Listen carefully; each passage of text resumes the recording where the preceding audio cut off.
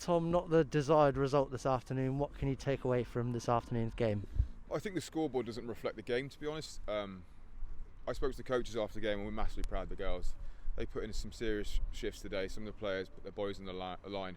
Conversely though, we probably had to do that in the areas where we were more desperate than we could have been in their 22. So we played a lot of rugby in our own 22, our own half, and the game plan before the game was to keep the ball in their half. So just down to the execution and kind of decision making. On the flip side though, when we did get into their half and we did have a go, we scored first time. So it's just the plan's right, the plan works. It's just whether how can we execute that better. That's what I thought on the game day.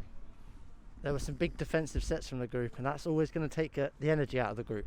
Oh, exactly. I spoke to Amber, our defence coach, and it came to the point that we were saying the girls are being so desperate in Ireland 22. If we were a bit urgent in other places, we wouldn't have to resort to that. Like Sarah Burns making 3 or 4 tackles in a row, Simi Pam's putting huge shots in, so is Rowe. I could go through the entire team. There were some unbelievable shifts there, but that's going to take toll. If you have to do that for 10 minutes in the first half, you're taking some at the bank for the second half. So we just need to play in the right areas and try and be a bit more efficient. It seemed as though discipline was a little bit of an issue because it allowed Loughborough to get into the 22, and they're a team that are going to take their chances. Yeah, we talked about getting. We aimed for less than 8 penalties this game. I'm not sure the stats. I think it was probably around that, maybe a little bit more. But we did speak about the big point was let's not give any penalties away between the two 10s, because all it takes is a penalty in our 10 or their 10. They've got field position straight away, and we know how good their maul is. So it's just about being smarter, leaving the ball alone. We talked about having 15 on feet, leaving that ruck alone. We did get quite a few turnovers from Jackal, but it's making those right decisions around the Jackal area and to barge through or whatever it's going to be. And what can you take from this performance into Sale next week? I think the girls need to take confidence and look back at what we did well when we play in the right areas.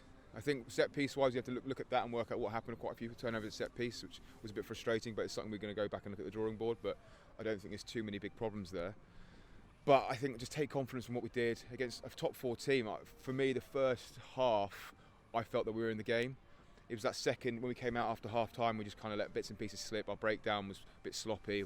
Our ball placement, our carries, we just got a bit loose, that's all. But I think against Sale next week, if we get a proper 70-minute performance and completely tick off our game plan, I think we might be in a good position going into Saturday.